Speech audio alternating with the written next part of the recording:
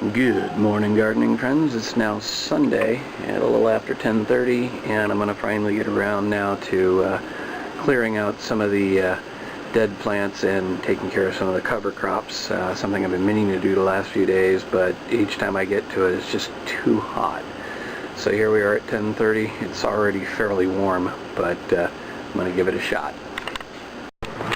Okay folks, it's a couple hours later. I've gotten a bunch done, but ran into one little problem which I'll show you. But let's look at what I actually managed to accomplish. The two boxes on the curve have now been planted out with broomcorn and marigold. Two more boxes here just beyond, well okay, sorry, not the two more, it's the one on the right here. Let's see if I can get my finger in the picture here. This one right here. That one's been replanted with broomcorn and marigold. The corner box here for the outer ring, that has been planted out with broomcorn and marigold. And I had a petunia that was in there which I pulled out, cleaned up, and put back in. And I've got a little bit of geranium in there. I'm basically tossing most of the rest of the geranium. I just wanted to try and keep one little bit going, so we'll see what happens with that. And we have this mess down here. Now this is the soil that came out of one of the inner ring boxes, and well, let me show you the box. I'm hoping that it's coming across just how shiny this is. When I pulled the soil out of this box, it was very muddy and very clay-like, and I'm not sure what all that's about. I did notice some bugs in there, probably working on breaking stuff down, but the soil was so wet that I'm going to choose to leave it out for a bit and let it dry out a bit before trying to incorporate the vermiculite and refill the box and plant it out. So this is going to be a little bit of a delay, but I need to try and do some research and figure out what's going to take dry soil that's well draining and turn it into muddy clay-like soil. If I can figure out what caused it, then maybe I can solve the problem. But if you look carefully, you can probably even see the drain holes that are in there. They're reasonably clear, so I don't think it was just water backing up in here. It may have been that the bottom layer got clay-like and wasn't letting the water out. But usually when I water, I get a cascade of water coming out of the bottom of these things. So I really don't know what's going on. I'm going to do some research. I'm going to leave this stuff out in the sun, and we'll come back to it. Good morning, gardening friends. It's now Monday, a little before 9:30 in the morning, and even though the top of the picture is kind of blown out, you can probably see that big green tub on the right.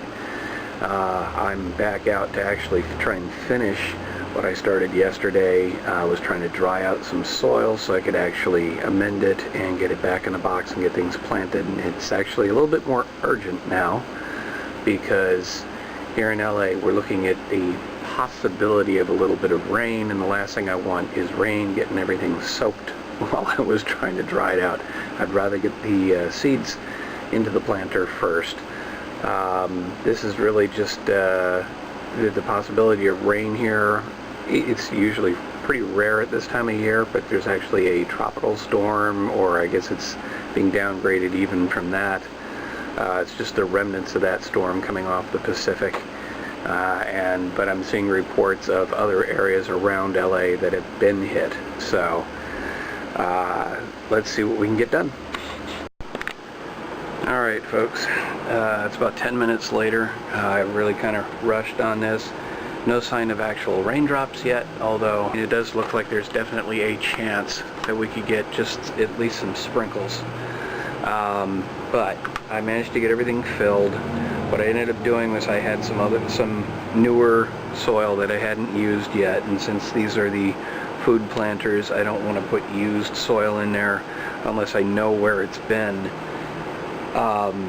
But I went ahead and used some of that just to top it off, so you can see it's filled almost all the way to the top. And now I've got some soybeans. Let's see if we can do this here. 1, 2, 3, 4. The same thing I did in the other planter with the beans. And let's see what the package says. Plant it at a 1/2 inch.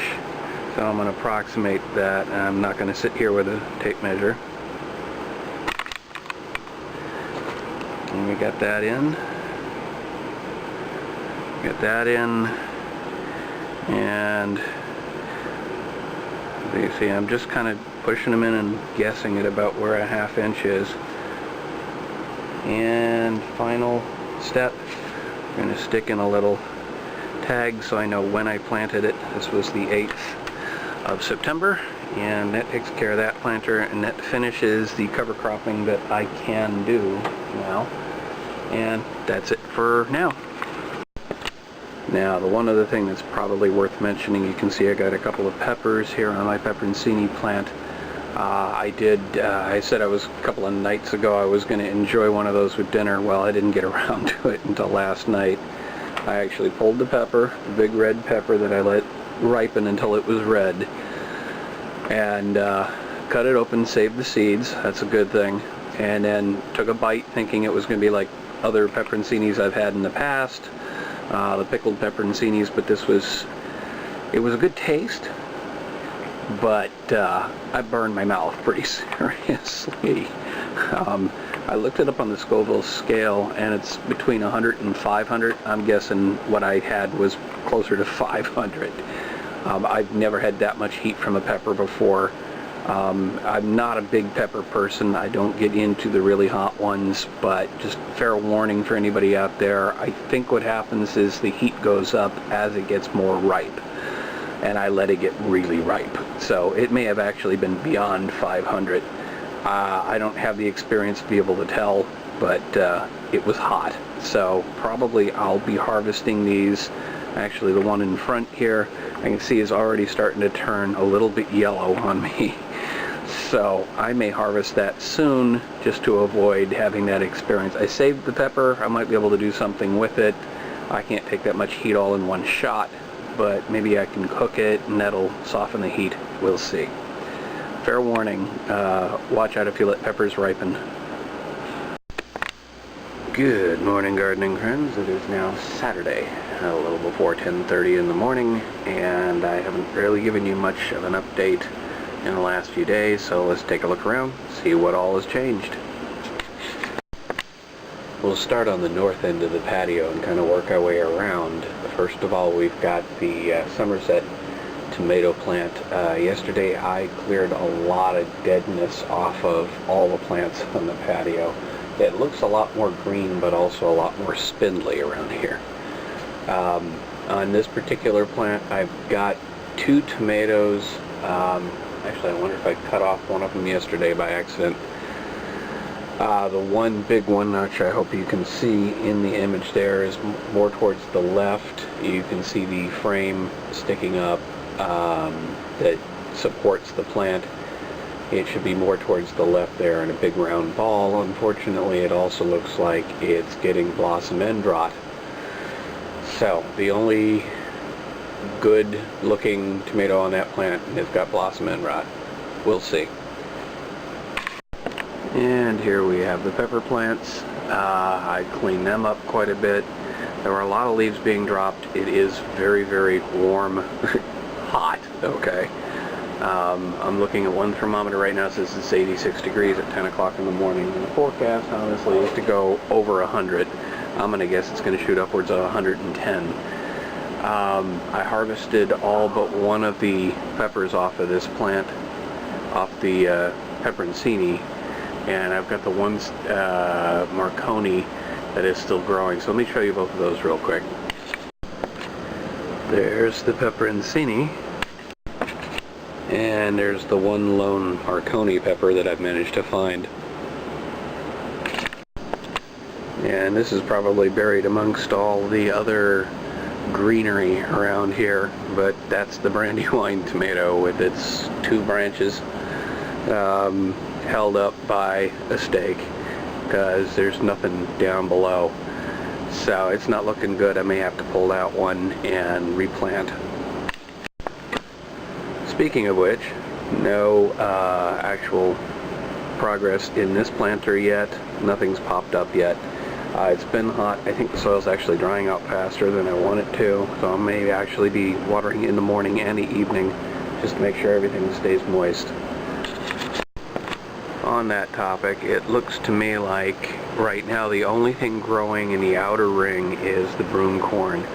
I think I've got one or two tiny little sprouts that might be marigold, but they also might be that same weed that keeps popping up.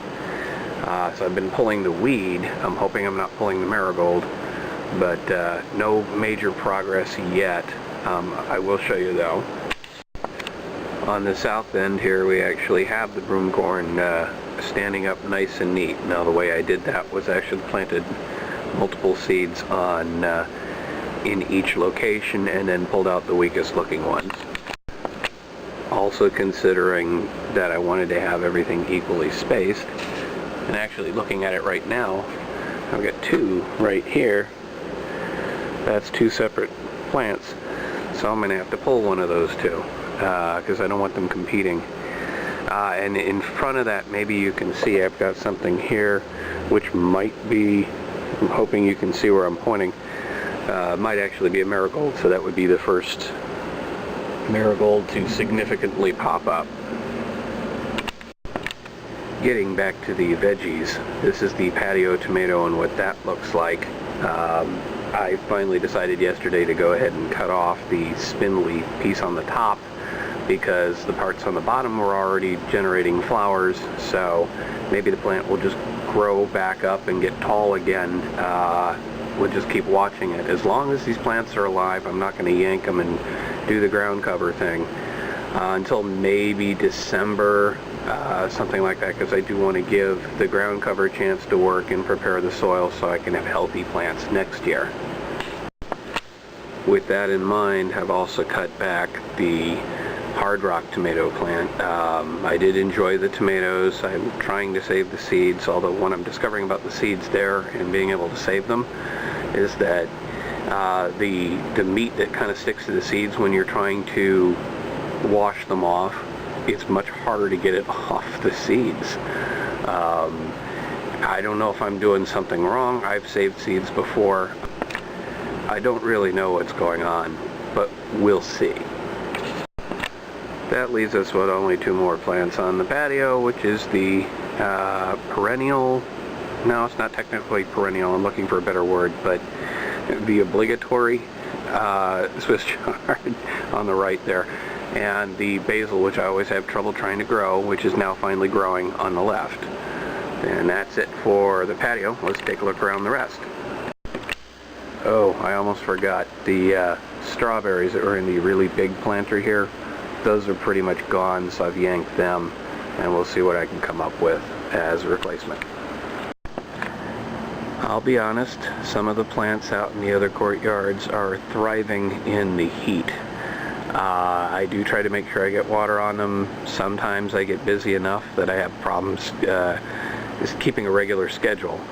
I'm going to go ahead and do some watering this morning, but I was looking at some of these and realizing they're actually looking reasonably healthy, so I may switch back to evening, mainly because last night I was actually too busy to get out and water before dark, so we'll see. Once again, shooting in the morning when the sun is hitting the coleus doesn't really do it justice. It looks terrible right now. But if I come back a little bit later and shoot after the sun's come off of these, you'll see they do bounce back. Maybe something a bit more like the coleus that you can see here in this planter. It's doing fine because it's just getting kind of dappled sun. Anyway, that's what the garden's looking like. We'll give you some more updates. This is the Budget Gardener signing off and saying, may your thumb be green.